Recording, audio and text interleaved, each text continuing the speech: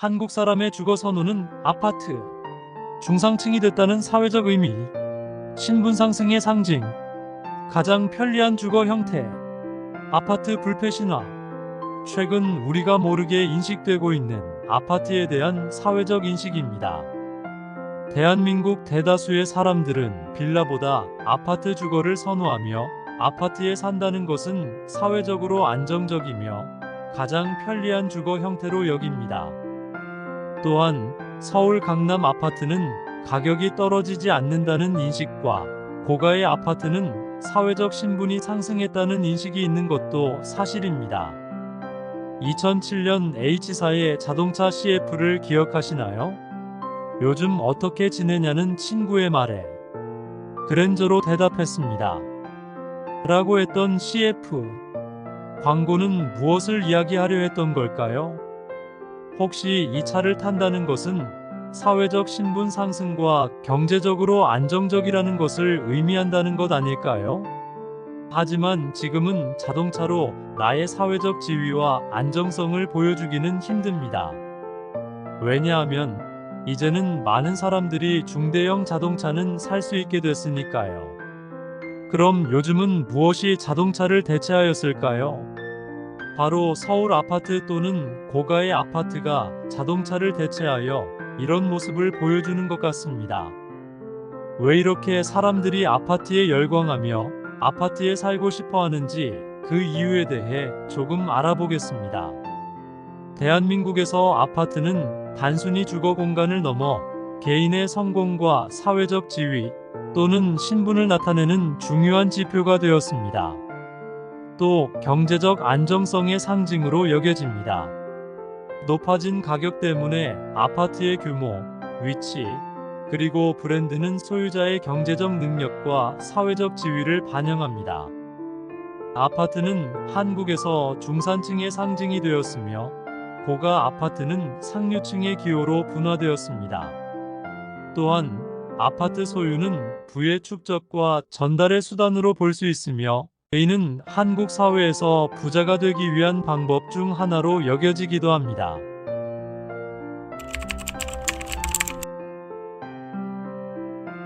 대도시의 아파트는 높은 도시화로 인해 안정된 주택 수요가 있습니다. 서울 수도권에는 인구와 사회 경제력이 집중되어 있고 대기업과 고부가가치 산업의 기업이 많아 일자리도 풍부합니다. 특히 서울 같은 지역은 다른 지역 사람들도 서울에서 거주에 대한 수요가 지속적으로 높아지고 있습니다. 또 한국은 OECD 국가들 중 주택 재고가 낮은 편에 속합니다.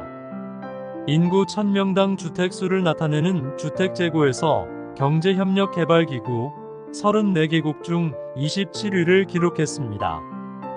특히 서울의 주택 재고율은 31.5%에 불과했으며 이는 아파트 가격을 높이는 중요한 요소이기도 합니다. 또한 한국에서는 교육에 대한 선호도가 높으며 특히 서울과 같은 대도시의 아파트는 우수한 교육 자원에 대한 접근성 때문에 높은 수요를 가집니다. 최근 내 집 마련 수요층 인식 조사를 했는데 여기서 거주지를 선택할 때 교육 환경을 가장 중요하게 생각한다는 조사 결과가 나왔습니다. 그리고 아파트는 일정 기간이 지나면 재개발이나 재건축이 가능하기 때문에 이에 대한 기대감이 시세 차익을 기대하게 하고 투자 가치를 높입니다. 주택담보대출 비율의 규제 완화와 같은 금융 정책은 서울 아파트의 가격 상승을 부추기는 요인으로 작용하기도 합니다.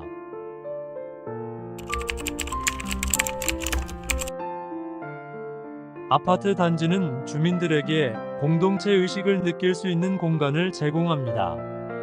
이는 사람들이 서로 교류하고 공동의 목표를 가지며 일상생활에서 서로를 지원하는 데 도움이 됩니다. 아파트 단지 내에서는 주민들이 공용시설을 공유하고 다양한 커뮤니티 활동에 참여함으로써 공동체 문화가 형성됩니다.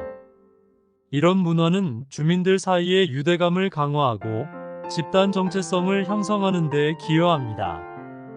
그리고 자신이 속한 집단과 속하지 않은 집단 간의 비교를 통해 자존감을 높일 수 있으며 아파트 단지는 이러한 사회적 비교의 장이 되며 자신이 속한 집단을 선호하는 경향을 강화시킵니다.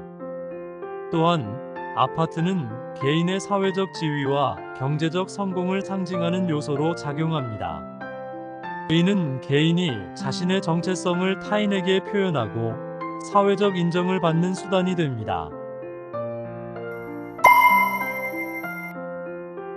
한국의 아파트 문화는 국가의 경제 발전과 밀접한 관련이 있으며 정부와 건설업계, 중산층의 상호작용을 통해 형성되었다고 볼 수 있습니다.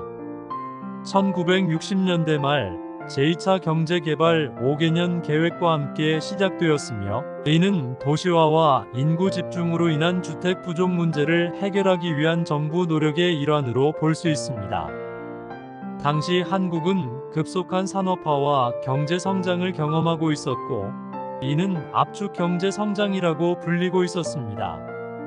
짧은 기간 동안 빠른 경제 발전과 동시에 많은 사람들은 일자리를 찾아 도시로 주거지를 빠르게 옮기기 시작했습니다. 이 과정에서 정부는 늘어나는 주택 수요에 맞춰 일반 주택이 아닌 아파트를 지어 같은 땅에 여러 세대가 모여 살 수 있도록 하는 주거 형태를 선택합니다. 아파트는 중산층의 성장과 함께 주거 형태로 중요한 역할을 하게 되면서 단순한 주거 공간을 넘어 중산층의 상징이자 사회적 지위와 경제적 성공의 표시가 되었습니다. 한국의 아파트 문화는 서구의 아파트 문화와는 다른 독특한 사회학적 의미를 가지고 있습니다. 서구에서 아파트는 주로 빈곤층을 위한 사회주택의 형태로 존재하는 반면 한국에서는 아파트가 중산층의 주거 양식으로 자리 잡았으며 이는 한국 근대성의 표상으로 해석될 수 있습니다. 아파트는 1970년대 이래로 중산층의 기호가 되었고 1990년대 이후에는 고가 아파트의 건설로 인해 서민과 중산층, 상류층의 기호로 분화되기 시작했습니다. 아파트의 가장 큰 장점은 아파트 안에 없는 것이 없는 것입니다. 대부분의 아파트에는 생활에 필요한 기본적인 것이 상당 부분 들어 있습니다. 아파트에는 주차장이 마련되어 있어 주차난이 비교적 덜한 편이며 관리실과 경비실 및 경비원이 있어 CCTV 등의 보안 시스템이 잘 갖춰져 안전합니다. 또한 아이들이 좋아하는 놀이터, 산책을 할 수 있는 산책로, 가족들과 시간을 보낼 수 있는 소공원, 운동을 할 수 있는 헬스장, 수영장, 골프 연습장, 여가 시간을 보낼 수 있는 독서실, 카페, 학원, 간단한 치료를 할 수 있는 병원까지 일상생활에 필요한 모든 것이 있습니다. 사시사철 조경과 조명으로 아파트를 꾸미고 아파트 내 일주일마다 시장이 생기기도 합니다. 아파트 단지 주변으로 상권이 발달하고 대형 병원이 가까이 있는 경우가 있습니다. 사람들이 모여 단지의 관리비를 부담함으로써 관리비가 적게 나오며 난방비, 유지관리 비용이 일반 주택에 비해 현저히 적게 나옵니다. 그리고 아파트를 소유했을 때 빌라나 일반 주택을 소유했을 때보다 환금성이 높아 언제든 필요할 경우 매매를 할 수 있습니다. 인근에 초등학교, 중학교 등 교육시설이 갖추어져 있어 학원가를 형성하는 곳과 출퇴근이 용이하도록 지하철역이 인근에 있는 아파트는 사람들의 선호도가 높습니다. 이런 모든 장점을 모두 갖춘 곳은 사람들의 선호가 아주 높으며 이는 아파트 가격에서 볼 수 있습니다. 그와 반대로 아파트의 단점은 사람들과의 밀집성에 있습니다. 층간소음이 발생하여 스트레스를 받고 저층 혹은 동간 간격이 좁을 경우 사생활에 대한 보호가 필요합니다. 또한 내가 이용하지 않는 시설에 대한 비용도 지불해야 하기 때문에 원치 않는 비용이 발생하기도 합니다. 이런 단점이 있지만 장점이 아주 크기 때문에 사람들은 아파트에 살고 싶어 하는 것이 아닌가 하는 생각이 듭니다. 여러 사람들은 아파트는 사는 것이 아니라 사는 곳이어야 한다고 말합니다. 이 말이 맞기는 하지만 현실을 반영하기에는 조금 뒤처져 있지 않나 생각합니다. 그 이유는 이제 아파트는 주거만을 위한 공간이 아니기 때문입니다. 편의성을 주는 주거를 넘어 때로는 공원이 되기도 하고 놀이터가 되고 또 사람들을 만나고 소통할 수 있는 공간이 되었기 때문입니다. 비슷한 또래와 연령인 사람들이 모여 친분을 쌓기도 하고 인프라를 만듭니다. 외부인이 들어와서 섞이는 것을 좋아하지 않으며 비슷한 능력의 우리들만 모여 살기를 원합니다. 좋지 않는 모습도 있겠지만 이것이 현실이기에 우리는 현실을 받아들일 필요가 있는 것 같습니다. 또한 아파트는 하나의 자산으로 나의 화폐에 대한 가치 저장 수단으로 활용되기도 합니다. 많은 사람들이 부동산을 소유함으로써 부자가 되기도 합니다. 대한민국 부자들 중 자산 소유 비중이 부동산이 높은 이유가 여기에 있습니다.